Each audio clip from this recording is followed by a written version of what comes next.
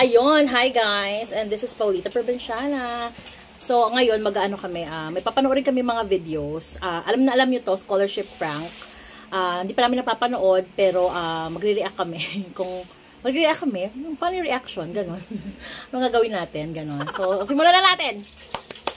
Okay. Alright. Sign up yan.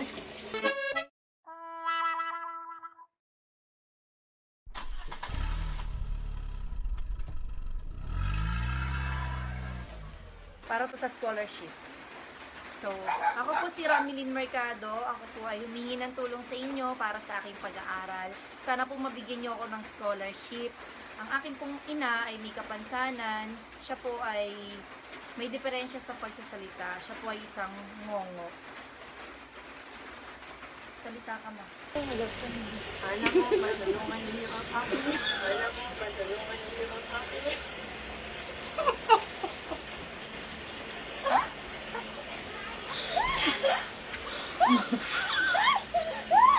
Hindi siya ngongo.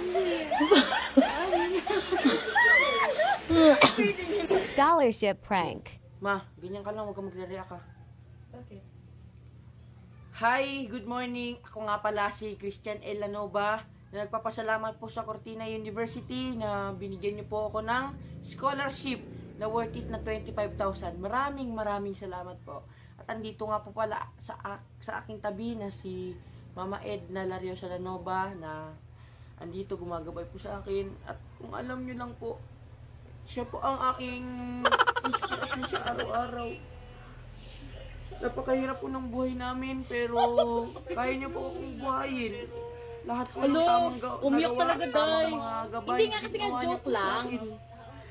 Napakalungkot lang pong isipin na ang backstory ni Mama ay Umiiyak napakalungkot siya, po tapos talaga. naprank ko. Hindi niyo po natatanong.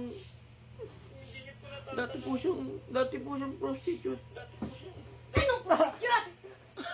Gusto mo na matama yun. Hindi, wag ka lang. Di ba sabi ko wag ka mag-react, ganyan ka lang.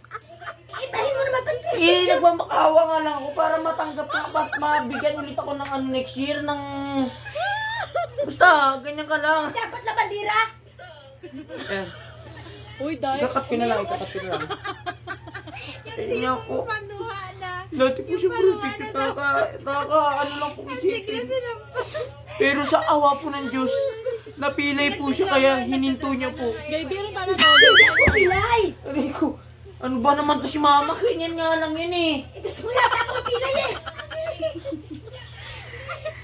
Okay na yan.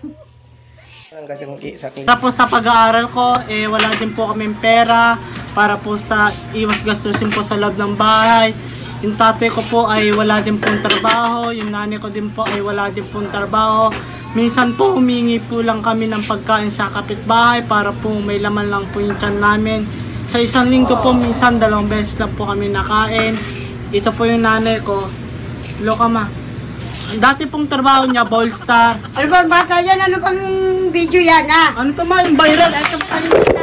Viral to ma. Nalaglag siya. Naman malalaman yan. Nalaglag sa upuan.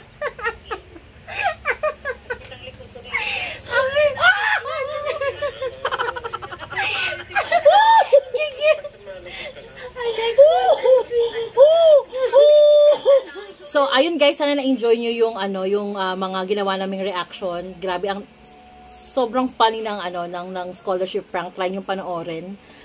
Yun lang. Thanks again for watching. Don't forget to like and subscribe. Bye. And like and follow sa Facebook pala. Diba? Sabi ni Bibi. Like and share, di ba? Just go.